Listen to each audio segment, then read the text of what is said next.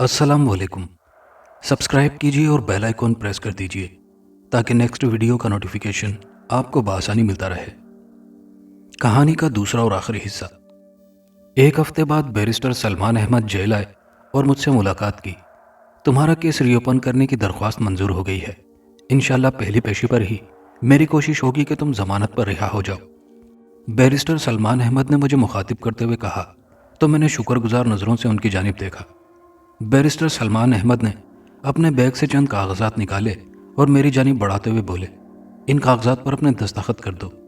कैसे कागजात हैं ये? मेरे पूछने से पहले ही माहम बोल उठी।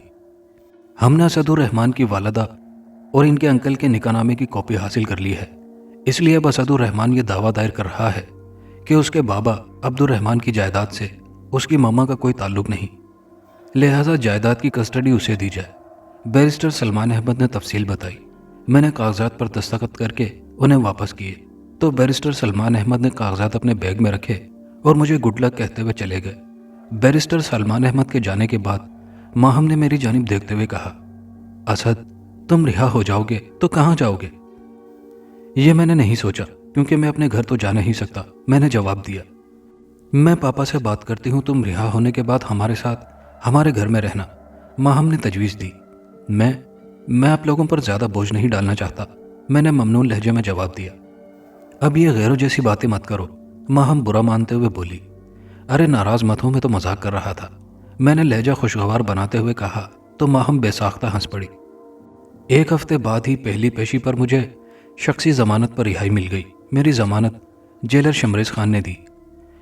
मैं जेल से रिहा हुआ तो जेलर शमरेज़ खान मुझे अपने घर ले आए। मुझे माहम के बराबर वाला कमरा दिया गया। जेलर शमरेज़ खान ने मुझसे कहा कि मैं उन्हें जेलर शमरेज़ खान नहीं बल्कि अंकल शमरेज़ कहूँ। शायद इसी को कहते हैं कि अल्लाह जब भी देता है छप्पर फाड़ कर देता है। अल्लाह ने मुझे घर जैसा माहौल दिया, अंकल शमरेज़ जैसे शफीक बुजुर्ग दिए और सबसे बढ़कर माहम का प्यार दिया। मेरे घर में मुंतकिल होने के बाद माहम मेरा पूरा ख्याल रखने लगी। वो खानसामा से कहकर मेरी पसंद के खाने बनवाती, मुझे मेरी पसंद के कपड़े बनवा कर दिए। मेरे कमरे की सेटिंग में मेरी पसंद का पूरा ख्याल रखा गया। गर्ज ये कि अब मेरी ज़िंदगी निहायत आराम व इत्मीनान से गुजर रही थी। एक शाम जब मैं माहम, बैरिस्टर सलमान अहमद और अंकल शमरेज़ लाउंज में बैठे चाय पी रहे थे और साथ ही मेरे केस पर डिस्कस हो रही थी कि फ़ोन की घंटी बजी। माहम ने उठकर रिसीवर उठाया और हेलो कहकर दूसरी तरफ की बात सुनने लगी। फिर रिसीवर मेज़ पर रखते हुए मेरी जानिब घूमी और बोली, असद, तुम्हारी मम्मा का फ़ोन है। माहम की ये बात सुनकर मैंने सवालिया नज़रों से बैरिस्टर सलमान अहमद और अंकल शमरेज़ की जानिब देखा तो उन्होंने मुझे आंख के इशारे से फ़ोन पर बात करने का कहा। मैं अपनी जगह से उठा और मैंने रिसीवर कान से लगाया। हेलो, कौन बात कर रहा है? मैंने पूछा। बेटा, मैं तुम्हारी मम्मा बात कर रही हूँ। दूसरी जानिब से मम्मा की प्यार भरी आवाज़ सुनाई दी। उनकी आवाज़ सुनकर मुझे बेख्तियार रोना आने लगा, मगर मैंने इंतहाई ज़ब्त से काम लिया। मैं कैसे मालूम कि आप मेरी मम्मा बात कर रही हैं? मैंने अपने आंसू ज़ब्त करते हुए जवाब दिया। बेटा, मेरी आवाज़ पहचानो, मैं तुम्हारी माँ हूँ। दूसरी तरफ से मम्मा की आवाज़ उभरी। उनकी आवाज़ में बेकरारी थी। जो माँ अपने बेटे से मिलने जेल ना आ सकी, उसके रिहा होती उसे बेटे की याद कैसे आ गई? मैंने तंजिया लहजे में कहा। बेटा, मैं तुमसे मिलना चाहती थी मगर तुम्हारी ज़ुबान से डर लगता था, बस इसीलिए मैं तुमसे मिलने ना आ सकी। मेरी ज़ुबान तो अब भी वही है, मगर आप अंकल जैदी से शादी करके फंस चुकी हैं। बाबा की वसीयत के मुताबिक अब उनकी जायदाद पर आपका कोई हक नहीं है, इसलिए अब आपको बेटे की याद आ रही है। बेटा, मुझे दौलत या जायदाद नहीं चाहिए। तुम तो मेरे जिगर के टुकड़े हो। तुम्हें रिहा होकर अपने घर आना चाहिए था, लेकिन तुम दूसरों के घर चले गए। ठीक है, मैं अपने घर आ जाता हूँ, मगर ये बताइए अंकल जैदी किस हैसियत से उस घर में रह रहे हैं? आप उन्हें घर से निकालिए तो मैं घर आ जाऊँगा, मैंने मम्मा को जवाब दिया। बेटा, वो आपके बाबा हैं, मैंने उनसे शादी की है, कोई गुनाह तो नहीं किया। आपको शादी करने का पूरा हक है, मगर प्लीज़ उन्हें मेरे बाबा की जगह खड़ा ना कीजिए। वो मेरे बाबा के कातिल हैं, मैंने चीख कर जवाब दिया। बेटा, ये सब झूठ है, मैंने तुम्हारे बाबा को कत्ल नहीं किया। दूसरी जानिब से अंकल जैदी की आवाज़ उभरी। शायद मामा स्पीकर खोलकर बात कर रही थी। अंकल, मैं मुस्तकबिल के पर्दे पर देख चुका हूँ। आपने ही बाबा की कार के ब्रेक में गड़बड़ की थी। मैंने कहा, नहीं बेटा, यह गलत है। अंकल जैदी की आवाज़ रिसीवर से उभरी। अंकल, मैं आपसे बहस नहीं करना चाहता। वैसे भी मैं मुस्तकबिल के पर्दे पर देख चुका हूँ कि आपके साथ क्या होने वाला है। मैंने ड्रामाई लहजे में कहा कि क्या देखा तुमने? मुझे ममा की हकलाती हुई आवाज़ सुनाई दी। तेज़ बारिश हो रही है। एक कार जिसे अंकल जैदी ड्राइव कर रहे हैं और आप उनके साथ वाली सीट पर बैठी हैं। उस कार के ब्रेक में कुछ खराबी हो गई है और वो कार गीली सड़क पर स्लिप होते हुए एक ट्रक से जा टकराई है और अंकल जैदी ने मौके पर ही दम तोड़ दिया और आप शदीद जख्मी हालत में चीख रही हैं, मगर कोई आपकी आवाज़ नहीं सुन रहा। इतना कहकर मैंने रिसीवर रख दिया और पलटकर अंकल शमरेज और बैरिस्टर सलमान अहमद के पास आकर बैठ गया। तुमने हमें बताया नहीं कि तुमने फिर कोई ख्वाब देखा है जिसमें अपने अंकल और मम्मा की मौत देखी है? अंकल शमरेज ने मुझसे गिला किया। मैंने कुछ नहीं देखा, मैंने अंकल शमरेज को जवाब दिया। फिर तुमने अपनी मम्मा को क्यों कहा कि तुमने उनकी मौत का मंजर देखा है? अंकल शमरेज ने हैरत से मुझसे पूछा।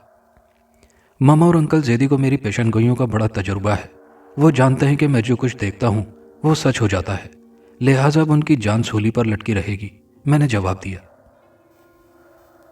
वेरी गुड, अच्छी चाल है, बैरिस्टर सलमान अहमद ने मुझे दाद दी। वैसे तुम्हें ये मुस्तकबिल का ख्वाब कब नजर आता है? 2 हफ्ते, 4 हफ्ते बाद या महीने 2 महीने बाद कब नजर आता है? थोड़े तवक्कुफ के बाद बैरिस्टर सलमान अहमद ने मुझसे पूछा।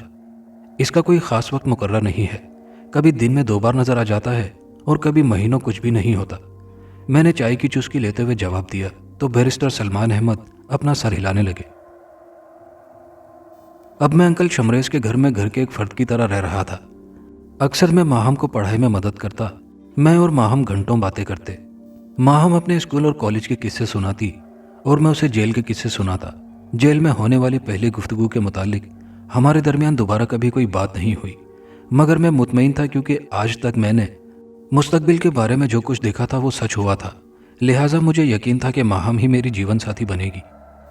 1 हफ्ते बाद जब मौसम खुशगवार था, हल्की बारिश हो रही थी, मैं, अंकल शमरेज और माहम लान में बैठे मौसम एंजॉय कर रहे थे कि बैरिस्टर सलमान अहमद वहां आए और सलाम दुआ के बाद बोले, असद, तुम्हारे लिए एक अच्छी खबर है और एक बुरी खबर है।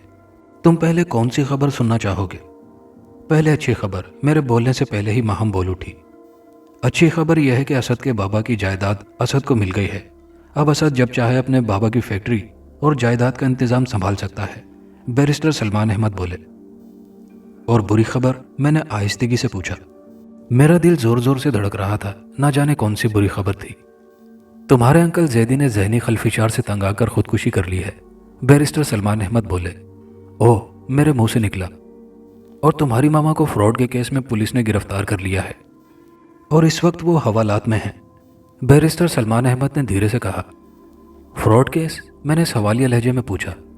अपनी शादी छुपाकर तुम्हारे वालिद की जायदाद पर ऐश करने के फ्रॉड में पुलिस ने उन्हें गिरफ्तार कर लिया है, बैरिस्टर सलमान अहमद ने तफसील बताई। अंकल जैदी ने खुदकुशी क्यों की है? जब तुमने उन्हें उनकी मौत के बारे में बताया था, वो एक एक्सीडेंट में हलाक हो जाएंगे, उस वक्त से उनकी जहनी हालत ख़राब होने लगी थी। उन्होंने डर के मारे घर से निकलना भी बंद कर दिया था। घर में भी वो हर चीज़ से डरने लगे थे। वो किसी शख्स से नहीं मिलते थे। गाड़ियों से उन्हें खौफ आने लगा था और उनकी हालत दिन ब दिन ख़राब होती चली गई। उन्हें पागलपन के दौरे पड़ने लगे और उसी पागलपन में उन्होंने खुदकुशी कर ली। बैरिस्टर सलमान अहमद ने एक बार फिर तफसील से सारी बात बताई। अंकल, मैं मम्मा से मिलना चाहता हूँ, मैंने अंकल शमरेज को मुखातिब किया। हाँ हाँ ज़रूर। असद की वालदा कौन से थाने में बंद है? अंकल शमरेज ने पहले मुझे जवाब दिया और फिर बैरिस्टर सलमान अहमद से पूछा। सिटी थाने के हवालात में है, बैरिस्टर सलमान अहमद ने बताया। ओके, सिटी थाने का इंचार्ज मेरा दोस्त है, मैं उसे फ़ोन कर देता हूँ, तुम अपनी वालदा से मिलाओ। अंकल शमरेज ने फ़ोन की जानिब बढ़ते हुए मुझे जवाब दिया तो मैं भी अपने कमरे की जानिब बढ़ गया। पापा, असद के साथ मैं भी जाऊँ? मुझे अपने पीछे से माहम की आवाज़ सुनाई दी।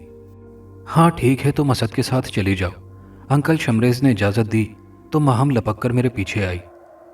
असद, मैं भी तुम्हारे साथ चल रही हूँ, माहम मेरे पास आते हुए बोली तो मैंने इस बात में सर हिला दिया। थोड़ी देर बाद मैं और माहम कार में बैठे सिटी थाने की जानिब सफ़र कर रहे थे। थाने के सामने पहुंचकर मैंने कार सड़क के किनारे रोकी और दरवाज़ा खोलकर नीचे उतरा। मेरे साथ ही माहम ने भी अपनी साइड का दरवाज़ा खोला और कार से उतरी। फिर हम दोनों साथ साथ चलते हुए सिटी थाने में दाखिल हुए और इंचार्ज के कमरे में पहुंचे।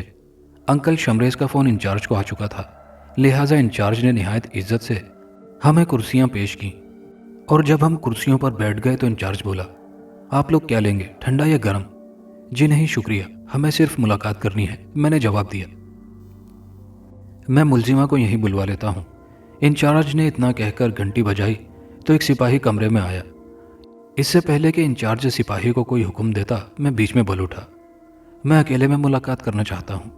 میری بات سن کر انچارج صاحب سوچ میں پڑ گئے، پھر تھوڑا توقف کے بعد بولے، ٹھیک ہے، آپ حوالات میں ہی ملزمہ سے مل لیجئے۔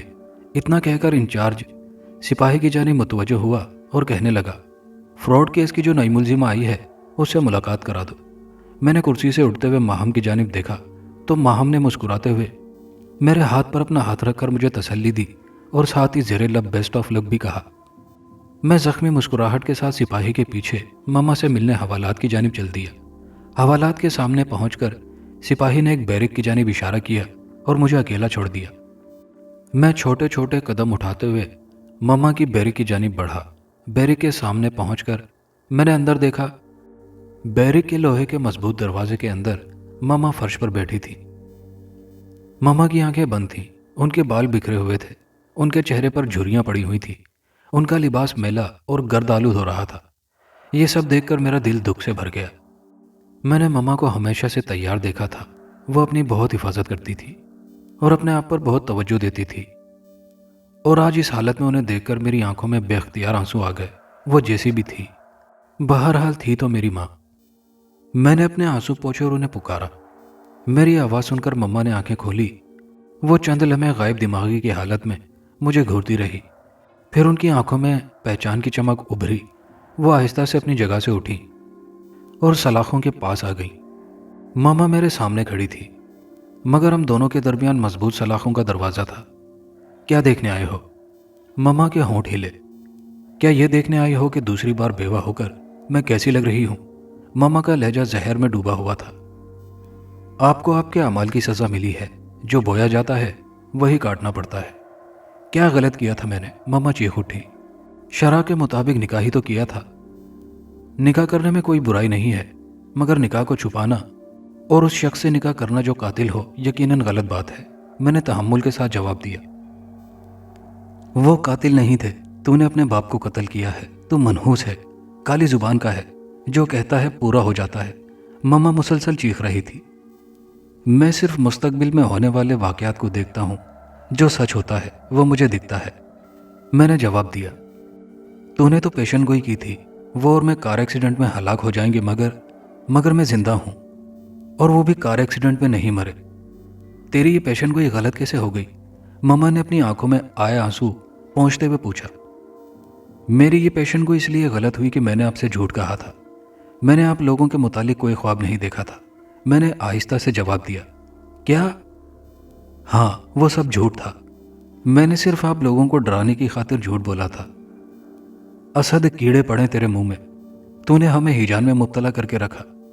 وہ تیری پیشن گوئی سن کر پاگل ہو گئے تھے، انہیں دیکھا نہیں جاتا تھا، وہ ہر ایک چیز سے ڈرنے لگے تھے، انہیں اپنے چاروں طرف موت ہی موت نظر آتی تھی۔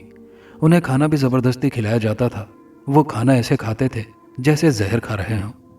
ان کی آنکھوں سے نیند رخصت ہو چکی تھی، وہ رات رات بھر جاگتے رہتے تھے، انہیں دیکھ کر دل کٹتا تھا۔ اسی پاگل پن میں انہوں نے اپنی جان دے دی۔ اسد تو قاتل ہے، تو ہتھیارہ ہے، ماما ہسٹریائی انداز میں چیخنے لگی۔ یہ ان کے اعمال تھے جو ان کے سامنے آئے، میں نے ٹھنڈے لہجے میں کہا، تو ماما نے چونک کر مجھے دیکھا اور پھر اپنی آنکھوں میں آئے ہوئے آنسو صاف کیے۔ اسد، تو نے ہمیں موت کے خوف میں مبتلا کیا، ہماری زندگی عذاب کی۔ میں آج تک تجھے کوسنے دیتی تھی، گالیاں دیتی تھی، مگر میں آج تجھے بد دعا دیتی ہوں۔ جس طرح تو نے ہمیں جھوٹی پیشن گوئی کر کے خوف میں مبتلا کیا، جس طرح تو نے ہمارے لیے عذاب کی دیوار کھڑی کی، اللہ تجھے بھی اسی طرح مستقل عذاب میں مبتلا کرے۔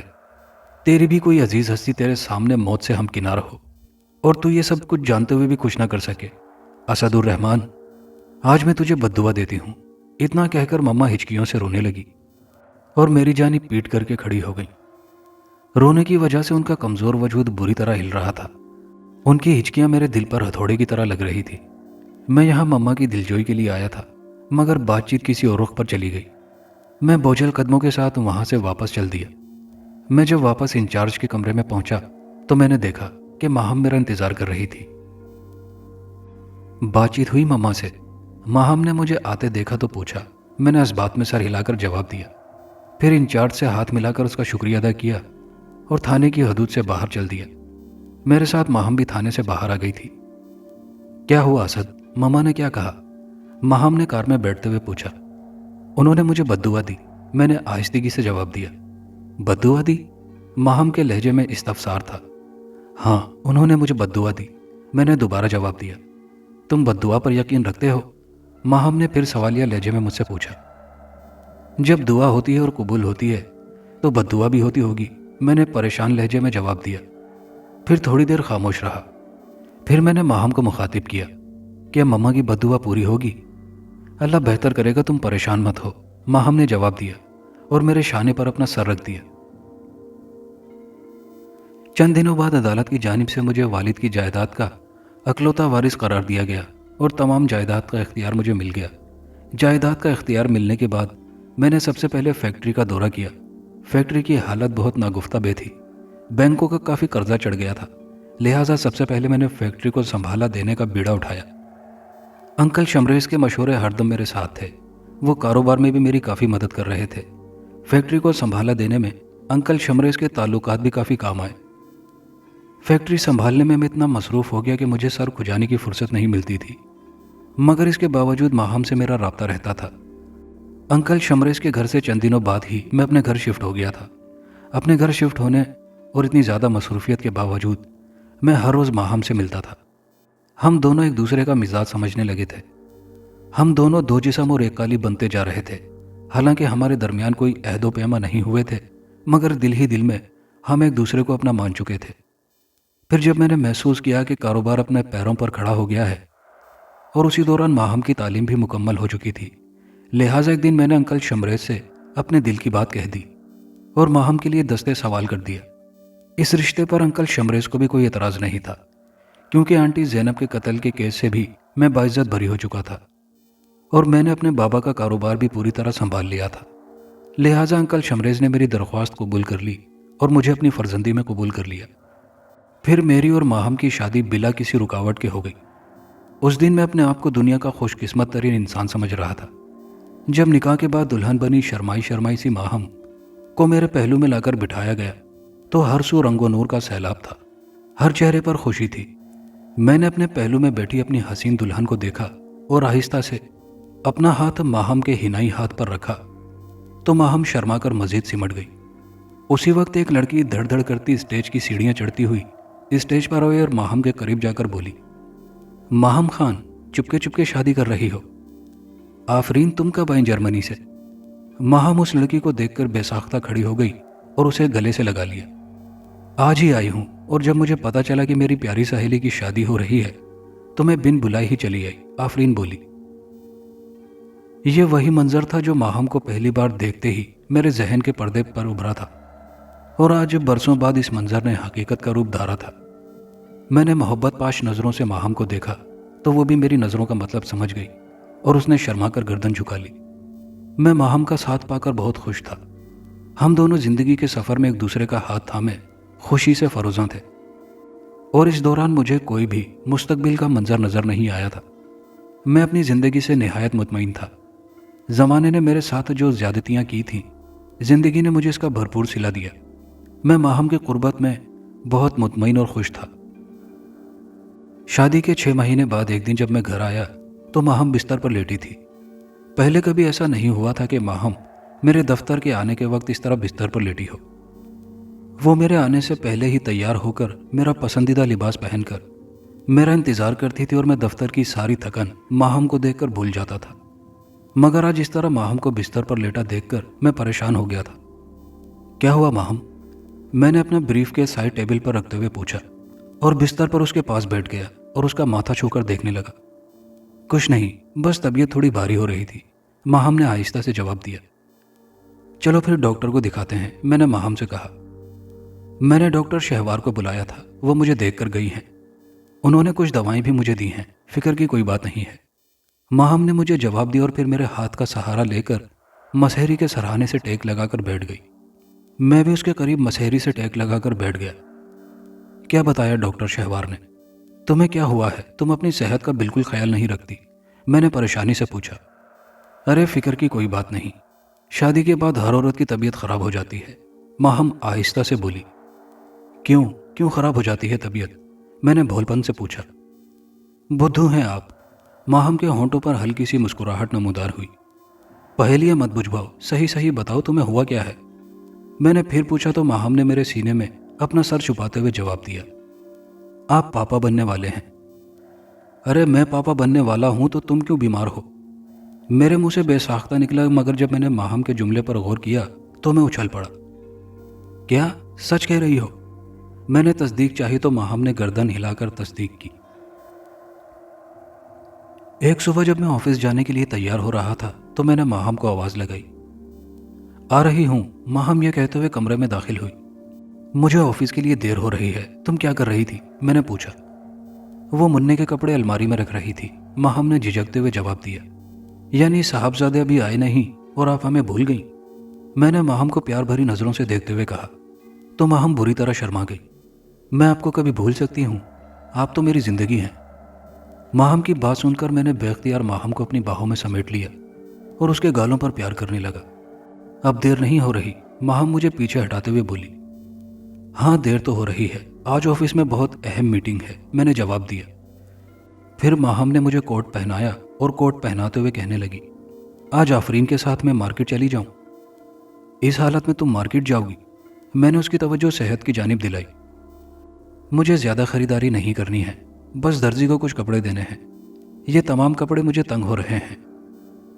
ٹھیک ہے مگر مارکیٹ میں زیادہ نہیں پھرنا۔ میں نے اسے اجازت دی تو ماہم اقرار میں سر ہلانے لگی اور پھر میں آفس کے لیے روانہ ہوا۔ میں اپنی زندگی سے نہایت مطمئن اور خوش تھا، خوشیاں میرے چاروں طرف رقصاں تھیں۔ آفس میں غیر ملکی وفد سے میری اہم کاروباری میٹنگ تھی، لہٰذا مجھے وقت گزرنے کا اندازہ ہی نہیں ہوا۔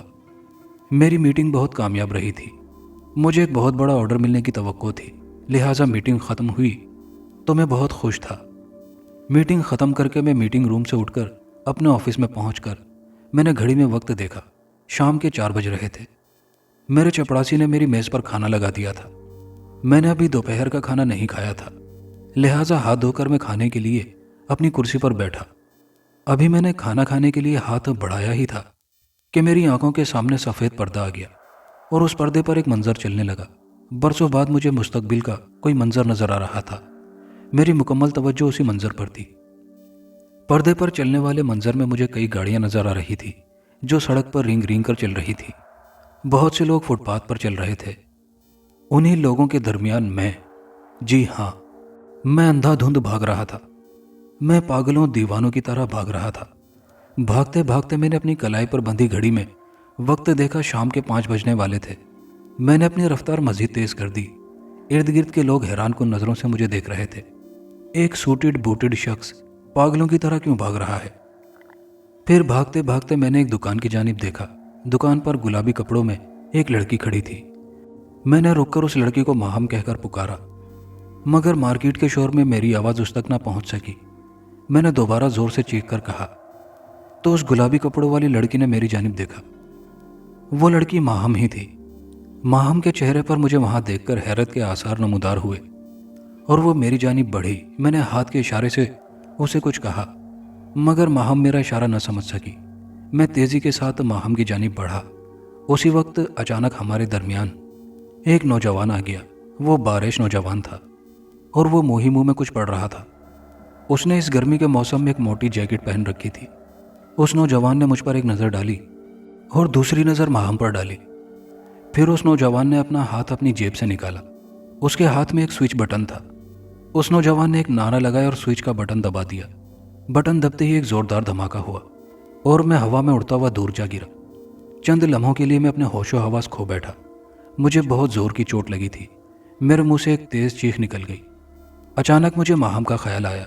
ماہم کا خیال آتے ہی میں اپنی تکلیف بھول گیا اور اٹھ کر ماہم کو آوازیں دینے لگا اور جلدی سے اس جگہ پہنچا جہاں ماہم کھڑی تھی۔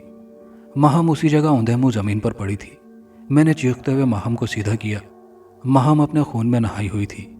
اس نے ڈوبتی آنکھوں سے مجھے دیکھا۔ ماہم نے اپنا ایک ہاتھ اپنے پیٹ پر رکھا ہوا تھا۔ اس نے اپنا دوسرا خون آلود ہاتھ اٹھا کر میرے چہرے کو چھونا چاہا مگر اس کا ہاتھ بے جان ہو کر گر پڑا۔ اس کی روشن آنکھیں بے نور ہو چکی تھی۔ میں چیخ چیخ کر رونے لگا۔ اس کے ساتھ ہی میری آنکھوں کے سامنے سے منظر غائب ہو گیا اور میں حقیقت کی دنیا میں آ گیا۔ نہیں، یہ سچ نہیں ہے۔ میں اس منظر کو حقیقت نہیں بننے دوں گا۔ میں بوکھلا چکا تھا۔ میرے جسم کے تمام رونگٹے کھڑے ہو گئے۔ میرے مساموں سے پسینہ پھوٹ پڑا تھا۔ مجھے اس منظر کو حقیقت بننے سے روکنا ہوگا۔ میں بڑبڑایا، مہم آج مارکیٹ جانے والی ہے، مجھے اسے روکنا ہوگا۔ میں نے جلدی سے گھڑی دیکھی، 4 بج رہے تھے۔ بلاسٹ 5 بجے ہوگا، مجھے مہم کو روکنا چاہیے۔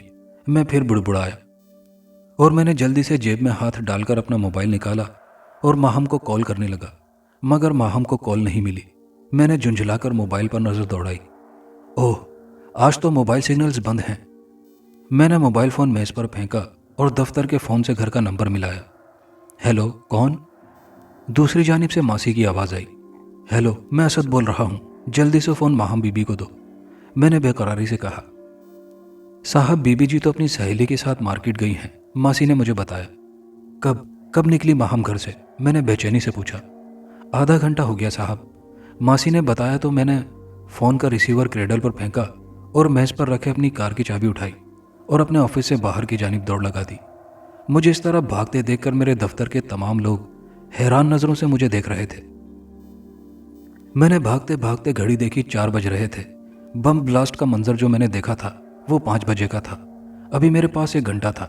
میرے آفس سے مارکیٹ کا راستہ آدھے گھنٹے کا تھا، لہٰذا میں تیزی سے بھاگتے ہوئے پارکنگ میں پہنچا اور اپنی کار میں بیٹھ کر جلدی سے کار پارکنگ سے نکالی اور انتہائی تیز رفتاری سے مارکیٹ کی جانب دوڑا دی۔ میں انتہائی تیز رفتاری کا مظاہرہ کر رہا تھا۔ کئی جگہ میری کار دوسری گاڑیوں سے ٹکراتے ہوئے بچی۔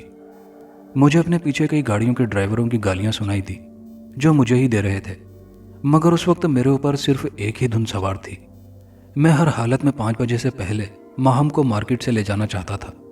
مارکیٹ سے پہلے ایک جگہ ٹریفک جام تھا، مجبوراً مجھے بھی رکنا پڑا۔ میں نے انتہائی بے چینی سے گھڑی دیکھی، 4:15 بج چکے تھے، صرف پون گھنٹہ باقی رہ گیا تھا۔ میری بے چینی عروج پر تھی۔ مجھے ایسے لگ رہا تھا جیسے کوئی میرے دل کو اپنی مٹھی میں لے کر مسل رہا ہو۔ چند منٹ کا انتظار میرے لیے قیامت بن گیا تھا۔ میں نے اپنی کار کا دروازہ کھول کر باہر نکلنا چاہا، مگر اسی وقت ایک گاڑی میری کار کے ساتھ آ لگی۔ اب میرے لیے دروازہ کھولنا ممکن ہی نہ تھا۔ میں نے دروازے کا شیشہ نیچے کیا اور دوسری گاڑی والے سے پوچھا، یہ ٹریفک کیوں جام ہے؟ وی آئی پی موومنٹ ہے، کوئی حکومتی عہدیدار آ رہا ہے، وہ شخص جل کر بولا۔ اوہ، میرے منہ سے نکلا۔ مجھے کسی حالت چین نہیں آ رہا تھا۔ میرا بس چلتا تو میں اڑ کر ماہم تک پہنچ جاتا۔ میری آنکھوں میں بار بار آنسو آ رہے تھے۔ میں اس وقت انتہائی بے بسی محسوس کر رہا تھا۔ آخر خدا کر کے ہوٹر بجاتی ہوئی گاڑیاں گزری تو ان گاڑیوں کے گزرنے کے بعد ٹریفک بھی رواں ہوا۔ میں نے جلدی سے اپنی کار ٹریفک کے بہاؤ سے نکالی اور پھر مارکیٹ والے روڈ پر کار دوڑانے لگا۔ مارکیٹ کے قریب پہنچ کر ایک بار پھر ٹریفک جام ہو گیا تھا۔ چاروں طرف گاڑیوں کی لمبی قطاریں لگ چکی تھی۔ ٹریفک کی آواز اور لوگوں کا شور فضا کو بوجھل کر رہا تھا۔ میں نے گھڑی میں وقت دیکھا، 5 بجنے والے تھے۔ اس سے پہلے کہ کوئی گاڑی میری کار کے برابر آ کر لگتی اور میری کار کا دروازہ بند ہو جاتا، میں نے جلدی سے اپنی کار کا دروازہ کھولا اور کار سے باہر چھلانگ لگا دی۔ کار سے باہر نکلتے ہی میں مارکیٹ کی جانب دوڑا۔ مجھے کسی بات کا ہوش نہ تھا۔ میں دیوانہ وار بھاگا جا رہا تھا۔ لوگ حیرت سے مجھے دیکھ رہے تھے، مگر مجھے کسی کی پرواہ نہ تھی۔ میں جلد از جلد درزی کی دکان پر پہنچ جانا چاہتا تھا جہاں ماہم کھڑی تھی۔ میں بے تحاشا بھاگ رہا تھا۔ میرا کوٹ اور میری ٹائی میرے بھاگنے کی وجہ سے عجیب انداز میں اڑ رہے تھے۔ میں عجیب مزے کا خیز لگ رہا تھا، مگر مجھے کوئی پرواہ نہ تھی۔ میں بھاگتے بھاگتے درزی کی دکان کے سامنے پہنچا۔ درزی کی دکان پر گلابی کپڑوں میں ماہم کھڑی تھی۔ وہ درزی سے بات کر رہی تھی۔ میں نے زور سے ماہم کو پکارا، مگر ٹریفک اور لوگوں کے شور میں میری آواز دب گئی۔ میں نے اپنے پھیپھڑوں کی پوری طاقت کا استعمال کر کے ماہم کو پکارا۔ میری آواز ماہم تک پہنچ گئی۔ میری آواز سن کر ماہم نے مڑ کر میری جانب دیکھا۔ اس کے چہرے پر مجھے وہاں دیکھ کر حیرت کے آثار نمودار ہوئے۔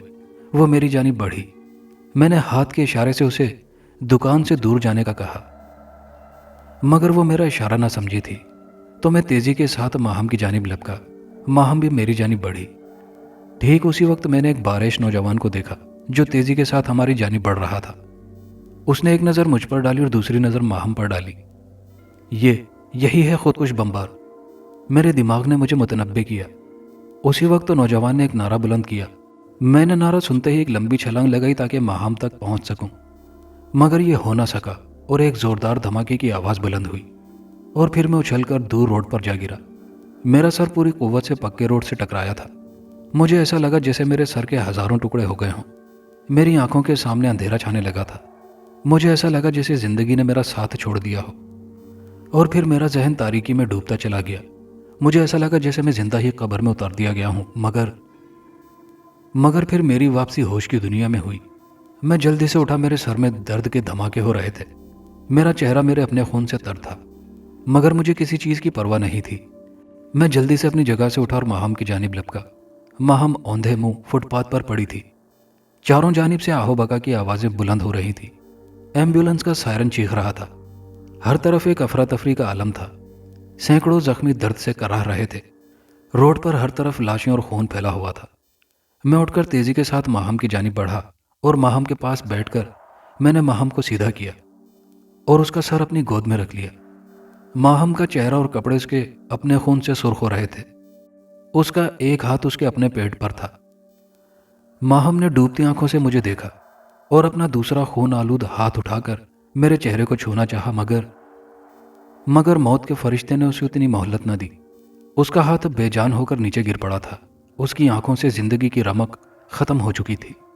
اس کی بے نور آنکھیں مجھ پر جمی ہوئی تھی، جیسا کہ مجھ سے شکوہ کر رہی ہو کہ تمہیں تو سب کچھ معلوم ہو گیا تھا، پھر تم مجھے کیوں نہیں بچا سکے؟ قسمت کے سامنے سب بے بس ہو جاتے ہیں۔